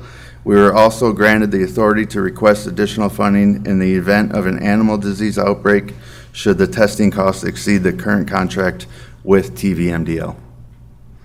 And lastly, we received funding for cattle fever tick mitigation clinical trials to evaluate the effectiveness of, sir? There we go. Everybody's gonna have that burned in their brain. It is. All right, any questions on the budget changes for this upcoming biennium?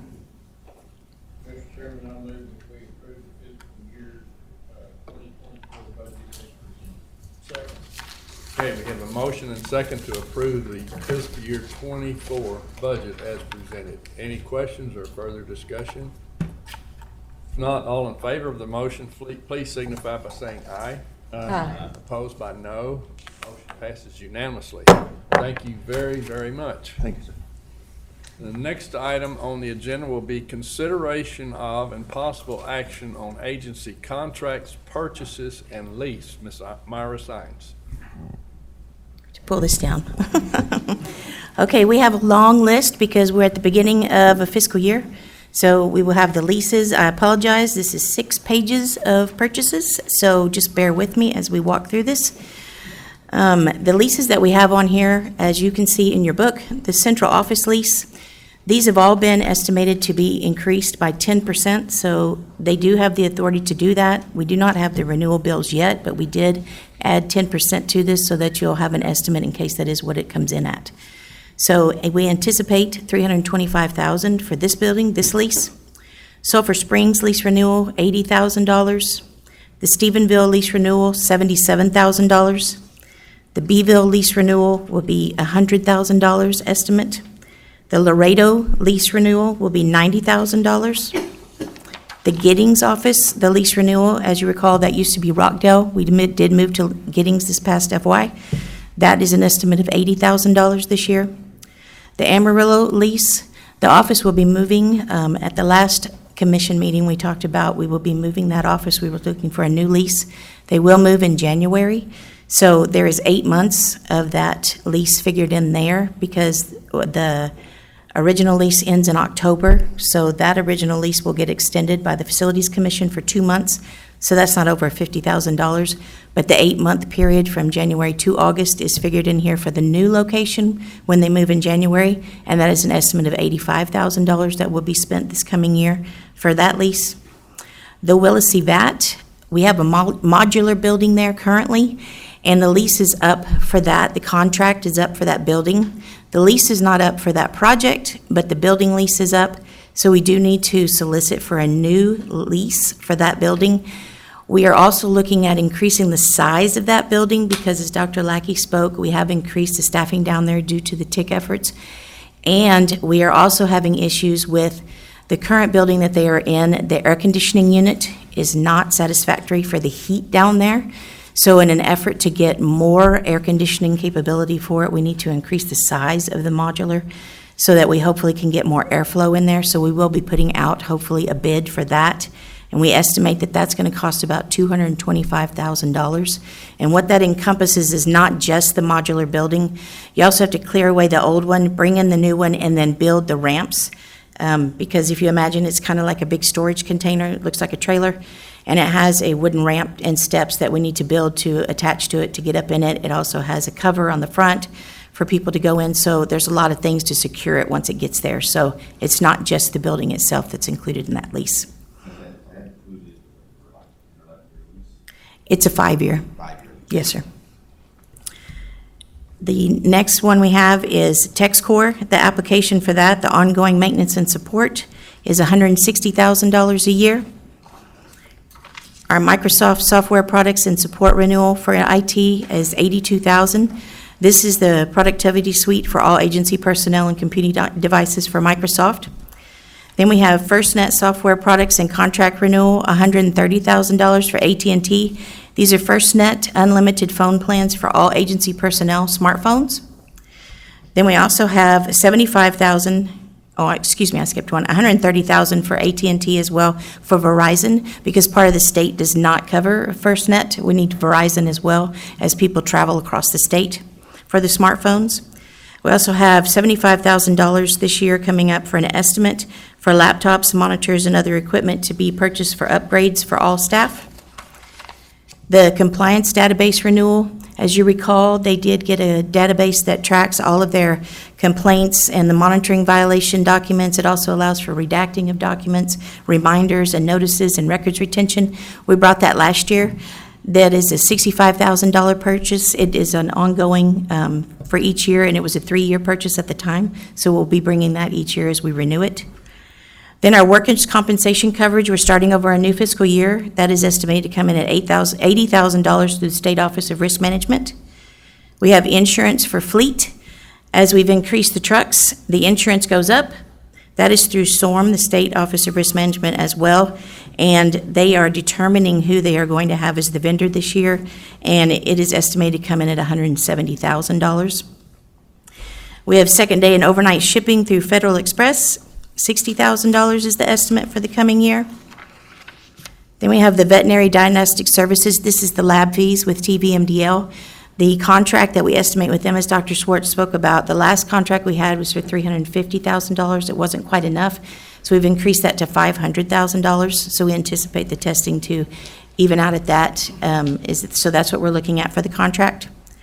The internal auditing services, that's Mr. Mundy Rufus, who was here earlier.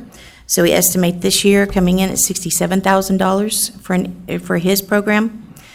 The next one is a fencing project that Josh just talked about in the federal cooperatives. We talked about a $90,000. Dr. Schwartz also talked about an additional fence. So currently right now, the $200,000 that he talked about from 2021 for the federal cooperatives that is still hanging around is a current fence that is being built in Willisey County on the refuge. And we are looking at adding an additional 1.1 miles of fence that is going to connect to that fence that will assist in keeping the cattle fever tick inside the refuge and out of and coming into the lands adjacent to that. So we did receive $90,000 in federal funds that we are looking to spend for that. The cattle fever tick mitigation clinical trials that you just heard about for the prenamectin, this $316,000 that was included in our budget, that is for the entire 2 years. We don't see spending that $316,000 for this coming year, but we did want to go ahead and put the whole amount in front of you for the coming 2 years because we're not exactly sure how the fees will go and how the tests will go as we go through the year. So we just wanted to put the entire amount there so that we could go ahead and expend it as needed. We're on the last page. I know you're very excited. The next one is the cattle fever tick market dipping project. We have this every year. These are federal grants for $350,000. These are for the vats that we have for the voluntary dipping program, where the market owners can earn $2 and then, or earn $1 per head for voluntary dipping cattle, and then up to $2 for dipping. So these are the ones that are ongoing that we have with the federal program, the cooperative that we receive. We also have $100,000 to purchase ID ones, the RFID ones. RFID ones, these are provided to the field staff and to private practitioners. We do purchase these through the ADT cooperative, the disease traceability, animal disease traceability that we get, and we anticipate this year those will be about $100,000 to purchase those wands, and those will come out of those federal funds. We are also looking at purchasing 2 spray boxes. We do need to replace in the southern part the spray boxes because they are rusting. We are looking at purchasing some boxes that come with galvanized coating on them that will prevent the rust. They have increased in price, and when we checked for the 2, it is an estimate of about $180,000. So if we do purchase these, if we do look at those, we do have that $200,000 in capital for the cattle fever tick equipment. So that would pretty much absorb, because this would be completely for that. But we are looking at replacing those spray boxes down there. Then last but not least, we have our FY24 vehicle order. We did include, as Josh pointed out, we got Senate Bill 30 that rolled $1.7 million of House Bill funds for vehicles into our budget. That included the $1.4 million that was from House Bill 2 last legislative session that we had 2 years to spend. As Dr. Schwartz indicated, they rolled that into our final base budget. It also includes our original funds that were for capital. We used to get $200,000 in capital one year and then $150,000 the next year to spend on vehicles. They rolled all of that into it for a $1.7 million. We also have the money for the 10 additional positions. They gave us $415,000 to purchase vehicles for those new positions. So we will be ordering vehicles as we go along, and they do come out to about $2,208 million for those vehicles. So we will be ordering those as they come up. And those are the purchases upcoming for this year. Any questions on those? No questions. Mr. Chairman, I move that we approve the contract purchases for the leases as presented. Okay, we have a motion and second to approve the contracts, purchases, and leases as presented. Is there any further discussion? Are there any questions? If not, all in favor of that motion, please signify by saying aye. Aye. All opposed by no. The motion passes unanimously. Thank you very much, Ms. Sines.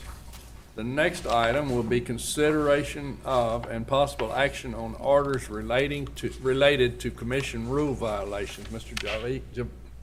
Jabbar Fahim. Morning, Commissioners. Jabbar Fahim. This morning, we have 9 cases for your consideration. I'm just going to go through them real quickly. 3 penalties were assessed for failing to officially identify dairy cattle. 2 penalties were assessed for fowl registration program violations. 1 penalty was assessed for to a vet who performed the testing on equine. A positive horse was identified, but the documentation did not match the infected horse, so that investigation turned up that penalty. 1 administrative penalty was assessed for failing to submit a positive TB test within 48 hours as required of vets. Another penalty was assessed for transporting 1 horse without a certificate of veterinary inspection as required. And 1 penalty was assessed to a market for allowing dairy cattle to be consigned in the livestock market owner's name. And then they allowed that sale. That cattle originated from Arkansas. It did not have a negative TB test, and it did not have a certificate of veterinary inspection. So those were the orders that we were able to close out for this period. These are the individuals, and with that short presentation, we recommend that you adopt those final orders that will be presented to the Commission. Any questions? Do I hear a motion to approve the orders as presented? So move. Second. Okay, we have a motion and a second to approve those orders. Any further discussion or questions? If not, all in favor of the motion, please signify by saying aye. Aye. Opposed by no. The motion passes unanimously. Thank you, sir. The next item will be consideration of and possible action on adoption of proposed rules. Ms. Janine Coggeshall. Good morning, Commissioners. So when we last met, we did significant modifications to Chapter 40, which is our chronic wasting disease chapter. Those were all posted for 30-day comment. Just to give you a quick summary of what we did, we had amendments to 40.1, 40.2, 40.5, 40.6, and then we proposed a repeal and replacement of the entire 40.3, which was the herd certification program. Just as a quick refresher and a reminder, the purpose of these amendments were to clarify, correct, and update the information regarding CWD to align with federal standards, to provide clarity in the procedures so that an average individual, average producer reading the rules would understand what their obligations are. And importantly, one of the big significant changes that were made came about through the Servant Health Group, working group, where it was determined that we should align the testing standards with those used by federal standards and those used by Texas Parks and Wildlife, which would require 100% post-mortem testing of eligible species or eligible mortalities, which are those animals that are 12 months of age and older. And then we also, one of the other thing to do that we did to try to help the public with understanding our rules was we added geographic depictions of each movement restriction zone in order so that the public can understand where those boundaries actually are. We did receive a few comments when our rule amendments were posted in the Texas Register. We did receive one comment from a member of the Texas Legislature and 4 comments from individuals, and I'll go through a quick summary of those. So our comment from a member of the Texas Legislature was from Senator Charles Perry. He's representative of District 28, and he's also the chair of the Senate Committee on Water, Agriculture, and Rural Affairs. Senator Perry was supportive of the changes that were proposed that helped clarify our rules. And he also, through our discussions throughout legislative session and his comment to this rule, he encouraged us to work with stakeholders to find solutions to CWD that work for everybody. And I think we have taken great strides to do that through our Servant Health Working Group, where we do invite members of the industry along with our experts in the field to try to find solutions that are amenable to everyone. And then we also received public comment. One commenter opposed the requirement to test all eligible mortalities for CWD. He did comment that this would add additional costs to him individually for his property. We are very sensitive to the increased cost that this would be placed on landowners, but through the work of the Servant Health Working Group, it was determined that this is a necessary cost in order to increase our surveillance of the exotic species and to match the surveillance that's now in place with the native species here in Texas. 3 commenters did provide extensive information regarding CWD, and those 3 commenters also requested more stringent regulations to manage CWD in our rules. At this time, we're not proposing any additional requirements to our rules, and so no changes are recommended based on the public feedback that we got from those comments. And then let me go over our repeal and replacement for 40.3, our herd certification program. So one of the main goals for the repeal and replacement of the herd certification program was largely in response to the USDA's audit of the program. During our audit and during our findings, we found a lot of places where the participants in the program were confused, they were administratively burdensome, and they frankly just didn't match the language of the federal program standards. So we reorganized that chapter to make it very clearly understandable for the participants in that program, eliminated some of those administrative hurdles that we face as an agency to enforce and keep up with the participants in the program. And also, we made sure that we aligned the language in our rules with the language used in the federal standards for the program. We did receive one public comment in response to our repeal and replacement. The commenter was supportive of the repeal and replacement. The commenter also wanted additional regulations put in place regarding CWD. Based on the comment, we don't propose any changes to the rule that different from what was published in the Texas Register. And with that reminder of what those rules were, this is our recommended motion for the commission.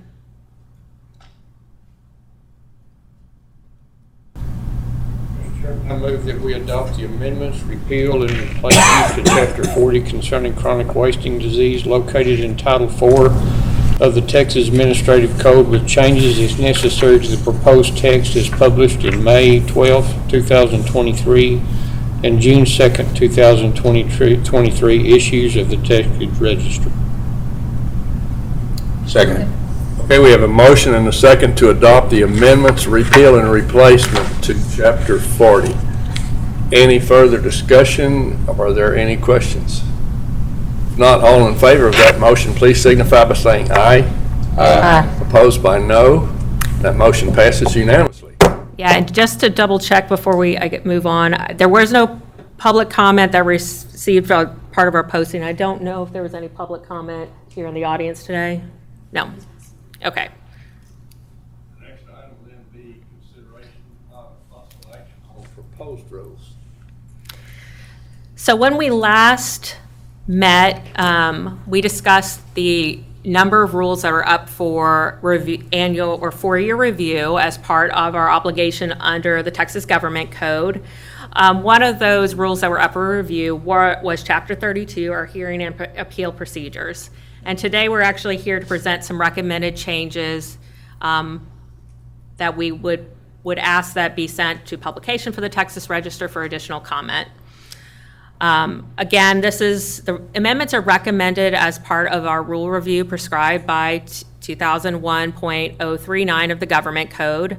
Notice of the Commission's intention to review this rule was published in the May 12th, 2023 issue of the Texas Register. Our goal with these amendments are to provide clearer guidance on existing administrative appeal procedures and to better align the appeal requirements with the statutory requirements set forth in the Texas Agriculture Code, which is our enabling statute, as well as the Administrative Procedure Act, which is the procedural mechanism that we operate under for our appeal process. We really wanted to clarify the process in which an individual may appeal any commission orders or decisions. And also, one of the things that we needed to do with our rule as currently written is align that rule with the requirement in the Texas Agriculture Code for the appeals of notices of violation where there's monetary provisions. We weren't quite aligned, so we need to make a change to align us with our statutory rule. And then we also wanted to provide a clear framework for any individual who's looking at a rule to know exactly where they need to look and what process they need to take to appeal a commission order. When our staff was reviewing this rule, one of our main goals was to think of it as if we were just an individual reading the rule. We didn't feel like it was right for us to have a handout, for them to have to look at both the handout and the rule. We wanted everything self-contained with the rule. And we also wanted to make it clear enough that somebody didn't feel obligated to hire an attorney to just understand our rules. We really wanted to put them in plain English so a producer or somebody who is subject to our enforcement understands their rights in order to challenge that enforcement. And also, yes, provide guidance to both our public and also to State Office Administrative hearings. We had received some questions during one of our administrative proceedings in front of SOA about how the rules operate. So we knew that if an administrative law judge had difficulty understanding our rules, it was sure going to be a problem for the public to understand these rules. So we really try to make these very usable and very public-friendly. During the rule review posting, we did not actually receive any public comment regarding this rule. If the commission adopts or moves to propose these rules, they will be published in the Texas Register, and they still will get that 30-day comment period, and we won't adopt them until after that period is complete. So with that, this is our recommended motion for Chapter 32. Mr. Chairman, I move that we propose amendments to Chapter 32 concerning hearing and appeal procedures located in Title IV of the Texas Administrative Code with changes as necessary to the proposed text. I further move that notice of the proposed amendments, proposed repeal, and proposed new rule be published in the Texas Register for the 30-day comment period. Second. We have a motion and a second to approve the amendments to Chapter 32. Any further questions or comments? Not all in favor of that motion, please signify by saying aye. Aye. All opposed by no, and that motion passes unanimously. Okay, our next proposed amendments are regarding Chapter 40 chronic wasting disease, and specifically our movement restriction zones. Dr. Schwartz and Dr. Monday have both highlighted sort of what our process is as staff of the commission.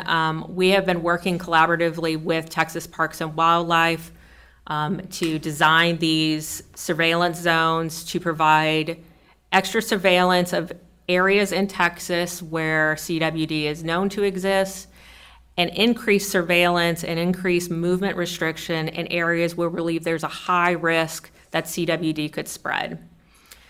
So all of these proposed changes to the movement restriction zones are done in collaboration with Texas Parks and Wildlife.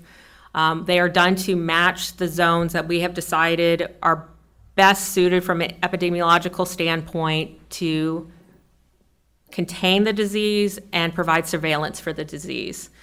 As Dr. Monday explained, we had a lot of new positive cases happen in Texas this year. So we are going to be adding a lot. We are recommending that we add a significant number of new surveillance zones around those areas where those positives were detected. Mr. Chairman, I move that we propose the amendments to Chapter 40 concerning chronic wasting disease located in Title IV of the Texas Administrative Code with changes as necessary to the proposed text. I further move that notice of the proposed amendments, proposed repeal, and proposed new rule be published in the Texas Registry with a 30-day comment period. Second. We have a motion and a second to propose the amendments to Chapter 40. What? Chairman, can you let the record show that Commissioner Payne needs to abstain from voting on CWD? Say that louder, please. Commissioner Payne will abstain from voting on CWD. Okay. At this time, let the record reflect that Commissioner Payne will be abstaining from the vote. Okay. I also have the proposed zones in slide form if you want me to go through those before you take the vote. They're also in your booklet. What is the pleasure of the commission? Are you good to vote? Good to vote. Okay. All in favor of that motion then, please signify by saying aye. Aye. Opposed by no, and that motion passes unanimously with Commissioner Payne abstaining. All right. Let me just jump through these.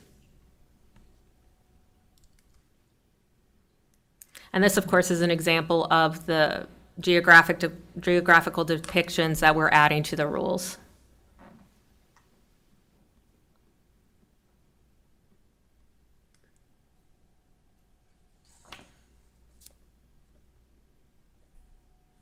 Okay, and our last proposed rule today is for Chapter 56, grants, gifts, and donations. Much like Chapter 32, this was done as part of our rule review process.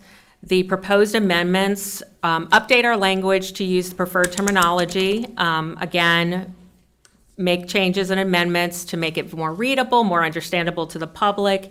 And we really wanted to try to align the provisions in our rule with Chapter 575 of the Texas Government Code. We did actually receive a public comment on this during our rule review process. One individual commenter explained that funding is available through USDA, APHIS, Veterinary Service Strategy and Policy for state entities to collaborate with private entities for programs relating to prevention of chronic wasting disease. And the commenter offered their services and expertise to assist with that collaboration. No changes to the proposed rule were made on the basis of this comment. And this is our recommendation for that rule proposal. Do I hear a motion? Mr. Chairman, I move that we propose the amendments to Chapter 56 concerning grants, gifts, and donations located in Title IV of the Texas Administration Code with changes as necessary to the proposed text.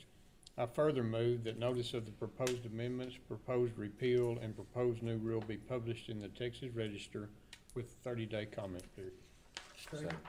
Okay, we have a motion and a second to approve the proposed amendments to Chapter 56. Is there any further discussion, or are there any questions? If not, all in favor of that motion, please signify by saying aye. Aye. Opposed by no. That motion passes unanimously. Thank you very much. Thank you. Okay, the next two items will be closed executive session to receive legal advice, discuss pending or contemplated litigation and settlement offers as permitted by Section 551.071 of the Texas Government Code, and closed executive session to deliberate the appointment, employment, evaluation, reassignment, duties, discipline, or dismissal of specific commission employees as permitted by Section 551.074 of the Texas Government Code. We hate to see everybody go, but we hope you'll stay around and come back. Okay, we're back in open session.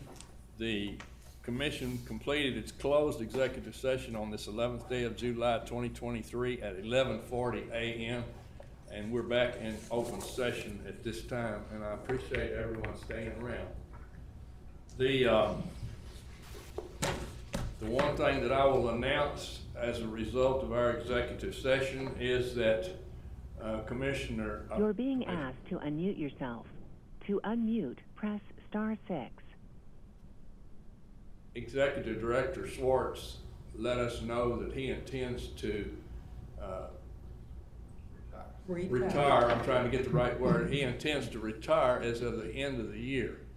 And so we're going to have to start moving forward to do something to replace him, and we're going to need to set up a little timetable of things that we need to do and things that have to happen.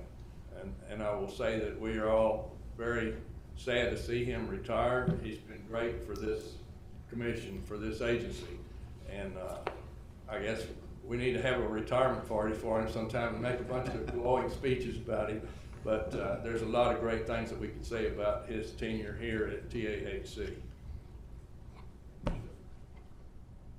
So, what is the pleasure of the commission regarding the timetable or anything that we need to set up?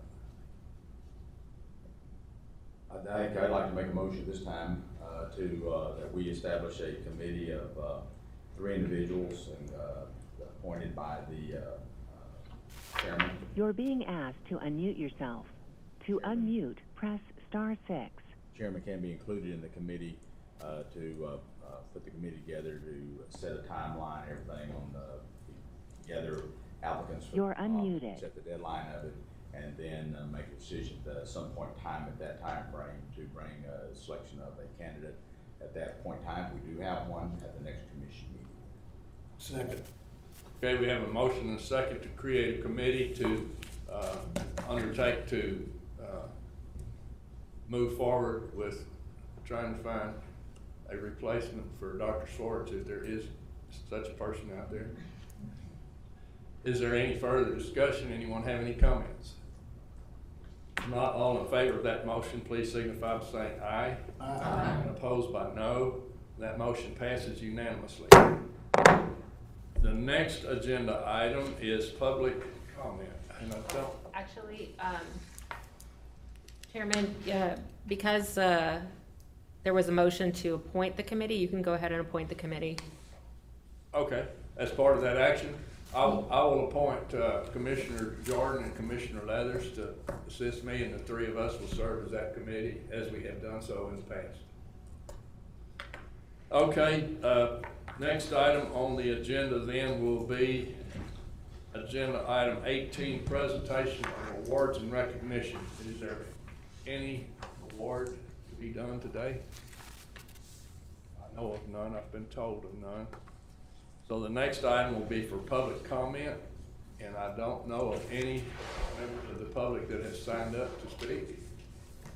So that takes care of that. The next item, agenda item 20, will be to set the date for the 416th meeting, and we'll ask Amanda to send out a doodle poll or something of her choosing to put together the input from the group as to when would be best to have that meeting. So that'll take care of that. And the next item is adjournment. And before I adjourn, I want to say thanks to everybody for coming. And I wish I'd said it at the beginning of the meeting because we had a few more folks out there, but it's really nice to have a meeting and have you all sitting out there interested in what we're doing. And I know some of you have a very vested interest, but we appreciate your attendance here. With no further ado, then, we will adjourn the meeting at 11:47.